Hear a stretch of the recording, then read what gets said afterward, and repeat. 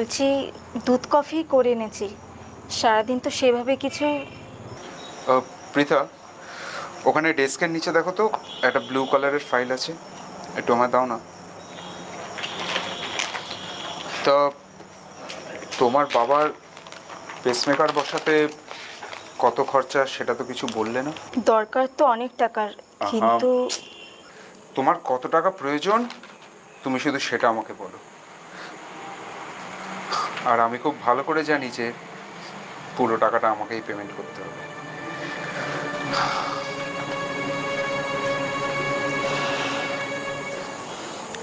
দাদা, আমাকে ডেকেছিলেন? হ্যাঁ, বসো। বলছিলাম মিস্টার আগরওয়ালের ফাইলের আপডেটটা কি হলো? হ্যাঁ, এই যে এনেছি। তুমি ফাইলটা এখানে কেন নিয়ে এসেছো? ফাইলটা তো আজকে ওনার অফিসে পৌঁছে দেওয়ার কথা ছিল। আমি ওনাকে কমিট করেছিলাম যে আজকে বেলা 3টের মধ্যে উনি ফাইলটা পেয়ে যাবেন। আসলে আজকে সকালে ব্যাংকের কাজটা করতে অনেকটা সময় লেগে গেল। ওয়েট ওয়েট ওয়েট, আজ তো স্যাটারডে, আর স্যাটারডে তো ব্যাংক হাফ ডে থাকে। তাহলে তো তোমার তাড়াতাড়ি কাজ মিটে যাওয়ার কথা, তাহলে তারপরে কেন গেলে না? সকালে তাড়াতাড়ি বেরালাম তো, তাই দুপুরে এত খিদে পেয়ে গেছিল যে। তা তোমার খেতে কতক্ষণ সময় লাগে? সবার তো আর তোমার মতো তো তাড়াতাড়ি হয় না। দুপুরের ভাত বাঙালিরা একটু তৃপ্তি করেই খায়। তুমি চুপচাপ ওই ঘরে গিয়ে বসো তো। তা তুমি তো খাওয়া হয়ে যাবার পরেও ফাইলটা নিয়ে যেতে পারতে, তাহলে কেন নিয়ে গেলে না? আসলে আজকে খাবার পর মাথাটা এত যন্ত্রণা করছিল যে।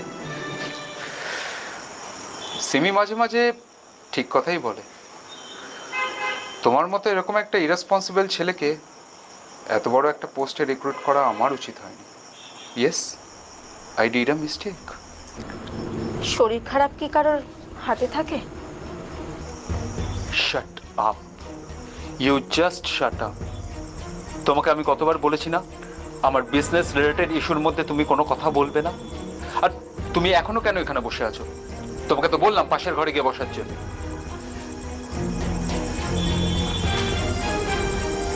সি, মিস্টার আগরওয়াল ফোন করছেন। তোমার জন্য আমার মান সম্মানটা নষ্ট হয়। হ্যাঁ মিস্টার আগরওয়াল, হ্যাঁ হ্যাঁ, I am really very sorry. আমি কালকে আপনাকে নিজে এসে